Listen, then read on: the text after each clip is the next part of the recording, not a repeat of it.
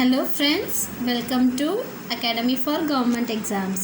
In the video நம்ம 10th biology first lesson plant anatomy and plant physiology அந்த லெசனில் இருக்க 1 marks மட்டும் பார்க்க போகிறோம். ஸோ ஃபுல்லாக ஹோல் லெசனில் வந்து லைன் பை லைனாக 1 marks எடுத்து வச்சுருக்கோம். ஸோ இது வந்து உங்களுக்கு ரொம்ப யூஸ்ஃபுல்லாக இருக்கும்னு நினைக்கிறேன். வீடியோக்குள்ளே போகலாம்.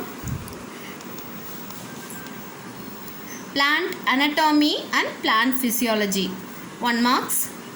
First one, first account of internal structure of plants was published by English physician Nehemiah Grew. So அவரோட நேம் பார்த்தீங்கன்னா Nehemiah Grew. Nehemiah Grew is known as father of plant anatomy.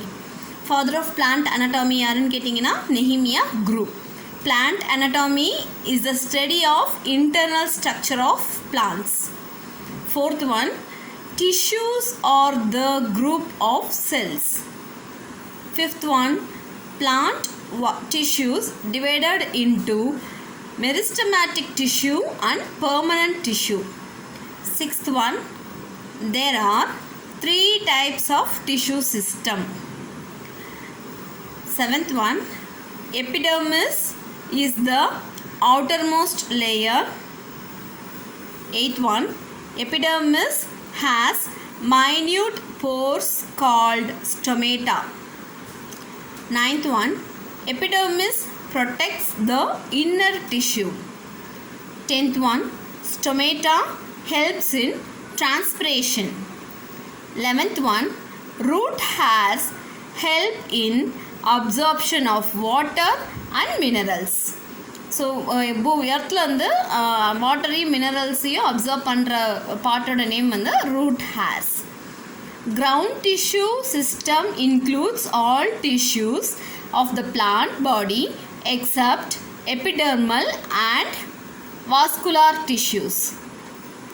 13th one, vascular tissue system consists of xylem and phloem. 14th one, in radial bundles, xylem and phloem are present in different radii alternating with each other. 15th one, root is example for radii bundles. So இந்த radii bundles இருக்கிற பிளேஸ்க்கு example பார்த்தீங்கன்னா root. In conjoint bundles, xylem and phloem lie in same radius. Conjoint bundle xylem phloem same radiusல இருக்கும். 17th one, example for dicot root, bean. 18th one, example for monocot root, maize. 19th one, example for dicot leaf, mango. 20th one, green colored plastids are called chloroplast. 21, yellow, orange, red colored plastids are called chromoplast. So க்ரீன்னு வந்தாவே chloro அப்படின்ற வேர்டை வந்து ஞாபகம் வச்சுக்கணும். And yellow, orange, red வந்து chromoplast. Colorless plastids are called leucoplast. Chloroplast containing green pigment called chlorophyll. So chloro இந்த மாதிரி ஞாபகம் வச்சுக்கலாம். chloroplastக்குள்ளே தான் chlorophyll இருக்கும். chloroplast அப்படிங்கிறது ஒரு பிளாஸ்டிட். அந்த பிளாஸ்டிடுக்குள்ளே இருக்க pigment name chlorophyll. 24th, in photosynthesis, oxygen is released as a byproduct. 15th one, அந்த photosynthesis ப்ராசஸோட ஈக்குவேஷன் இது. ஸோ இது வந்து ரொம்ப important. 6CO2 plus 12H2O gives C6H12O6 plus 6H2O plus 6O2.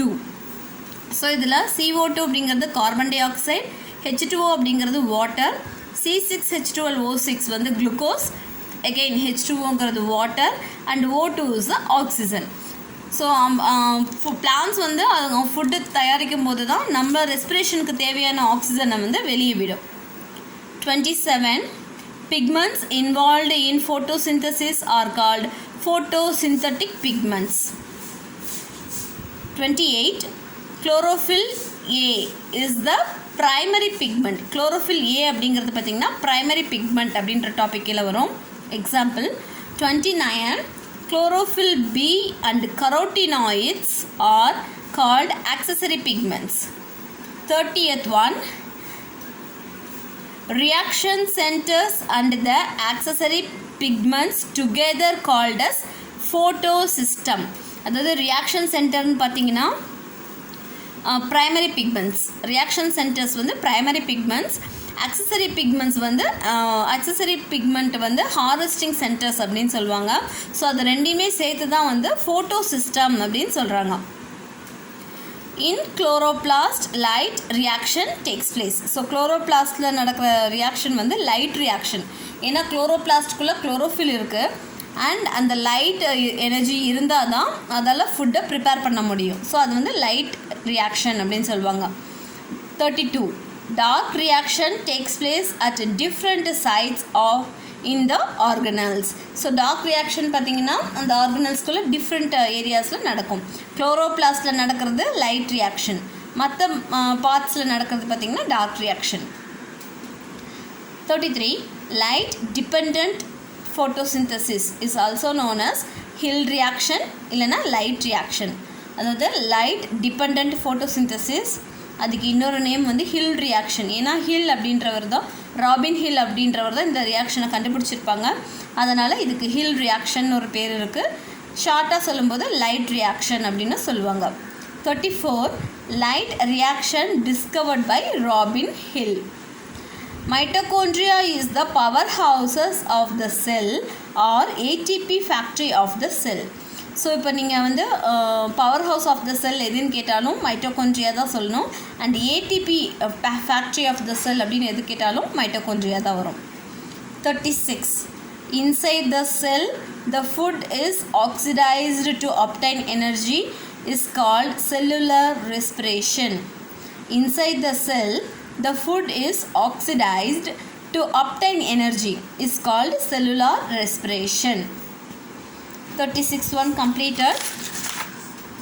Next பார்க்கலாம். 37. Aerobic respiration occurs in animals and plants. Aerobic respiration அப்படின்றது என்னென்னா in presence of air அந்த respiration நடக்கும். 38. C6H12O6 plus 6O2 gives 6CO2 plus 6H2O plus ATP. So இதுதான் வந்து அந்த energy.